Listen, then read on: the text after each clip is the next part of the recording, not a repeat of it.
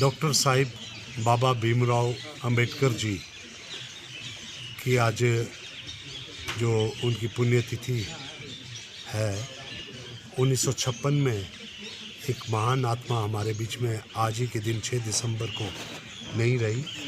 और वो एक जो भारत का संविधान जब लिखा जा रहा था, प्रथम प्रधानमंत्री जवाहरलाल नेहरू जी के वक़्त में जब वो भारत का संविधान लिखा जा रहा था, समय ऐसा था कि सारी भारत की रियासतों को जोड़कर एक देश का निर्माण हुआ।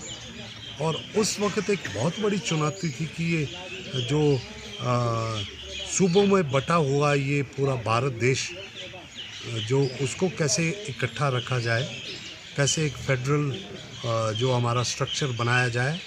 उसके लिए जो कॉन्स्टिट्यूशन कमेटी थी उसके अध्यक्ष बाबा साहिब भीमराव अंबेडकर थे, तो उन्हें संविधान निर्माता भी माना जाता है। और ऐसे में उस वक़्त जब नेहरू जी के साथ रहकर उन्होंने जो एक संविधान में जो आज तक जो दस्तावेज़ एक लिखा हुआ है, और मेरा तो सौभाग्य है कि कॉन्स्टिट्यूशन ऑफ इंडिया को जो प्रति हाथ से लिखी हुई है, मैंने उसको जब दिल्ली में जहाँ पे रखा गया है उसको देखा तो बहुत गौरवान्वित महसूस होता है कि पार्लियामेंट में उसको रखा गया है। और आज भी वो पूरा एक दस्तावेज़ है, पूरे भारतवर्ष को जोड़े हुए है। और मैं समझता हूँ आज के दिन एक बहुत ही ख़ास दिन है। और महान शख्सियत भारत रत्न डॉक्टर भीमराव अंबेडकर जी, जिन्हें प्यार से बाबा साहेब बुलाया जाता था, तो उनके जो विचारों को स्मरण करने के लिए हम कांग्रेस पार्टी की तरफ से पूरा ब्लॉक कांग्रेस कमेटी यहाँ पे एकत्र हुई है। और ऐसे में हमें उनको स्मरण करते हुए उनके विचारों को लेकर हमें आगे बढ़ना चाहिए, जो कि समाज को जोड़ने का काम कर रहा है।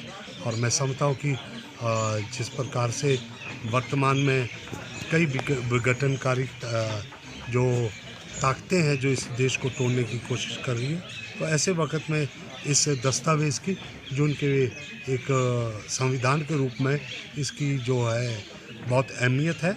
और पूरे भारत को जोड़ने के लिए ये एक बहुत ही अच्छा उनकी तरफ से एक सोच थी, और उन्हें आज हम श्रद्धा सुमन अर्पित करते हैं। सर, 11 दिसंबर को सरकार का 1 वर्ष का जश्न का कार्यकाल मनाया जा रहा है। उससे पहले जो है विपक्ष कई तरह की बातें कह रहा है कि गारंटियाँ अभी पूरी नहीं हुई और जश्न किस बात का। देखिए, विपक्ष का काम है कहना। पिछले 5 सालों में क्या हुआ है वो कुल्लू की जनता भी जानती है और हिमाचल की जनता भी जानती है। जो यही विपक्ष कहता था कि ओल्ड पेंशन स्कीम लागू हो ही नहीं सकती है, उसको किसने लागू किया? वो पहली गारंटी थी, उसको किसने लागू किया? कांग्रेस ने लागू किया।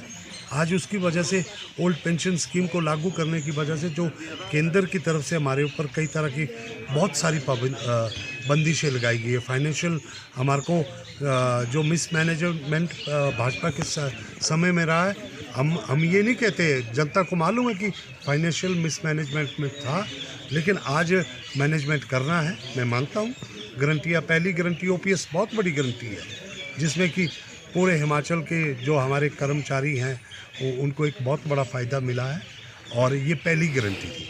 उसके साथ में मैं तो हैरान हूँ कि विपक्ष के लोग कहाँ पे उन्हें इस वक्त जो हिमाचल पे लगे हुए जख्म आपदा के वक्त है, जो हिमाचल के ऊपर इस त्रासदी की, इस सदी की सबसे बड़ी त्रासदी के रूप में जो जख्म हिमाचल प्रदेश को मिले हैं, उसको मलहम लगाने के लिए, उसके लिए कोई पैकेज के लिए कहाँ पे लड़ाई उन्हें केंद्र से लड़नी चाहिए। लेकिन वो उल्टे वो ये कह रहे हैं कि हमने ये वायदा किया था। मान लिया, अभी तो समय है, समय रहते हुए सब बातों को पूर्ण किया जाएगा। जो अभी जिस प्रकार से आगे बातें बढ़ रही है, अभी जैसे कह रहे थे कि महिलाओं को सम्मान, अभी शुरुआत हो गई है स्पीति से, और ये सम्मान जो निधि महिलाओं को मिलनी है ये आगे बढ़ेगी। लेकिन इस वक्त घर में मातम छाया हुआ है, घर में जो है त्रासदी आई है, त्रासदी के वक़्त में किस तरह से ये प्रदेश खड़ा हुआ है। और ऐसे में ओपीएस एक बहुत बड़ी उपलब्धि है। पहली गारंटी को पहले ही दिन करवाना एक बहुत बड़ी बात थी।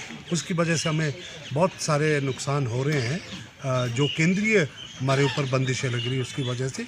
लेकिन आप देखिए कि व्यवस्था परिवर्तन हुआ है, वो हमारे कुल्लू में नज़र आ रहा है। मैं अपने ज़िले की बात करता हूँ, बहुत बड़ा व्यवस्था परिवर्तन हमने अस्पताल से लेकर भूतनाथ पुल को चालू कराकर, सब्जी मंडी पुल को चालू कराकर, और सारे सड़कों को, शीशामाटी बाईपास को चालू कराकर, टूरिज़्म के पॉइंट चालू करवाकर हमने दशहरा जिस प्रकार से करवाया, बहुत सारी व्यवस्थाएं परिवर्तित हो रही है।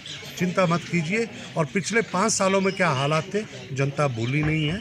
ऐसे में वो अपनी चिंता करें। हमने 1 साल पूरा हुआ है और औपचारिक रूप से, और जो जश्न जो होना चाहिए, जश्न की बात नहीं है ये, ये एक साल का जैसे ही कंप्लीशन हुआ है तो केंद्र भी जब 1 साल कंप्लीट करती है, 2 साल का करती है, तो ऑफिशियल प्रोग्राम्स होते हैं। लोगों को अपनी सरकारी नीतियों के बारे में बताना पड़ता है, उपलब्धियों के बारे में बताना पड़ता है, प्रोग्राम्स के बारे में बताना पड़ता है। आने वाले वक्त में बहुत सारे भर्तियां हो रही है।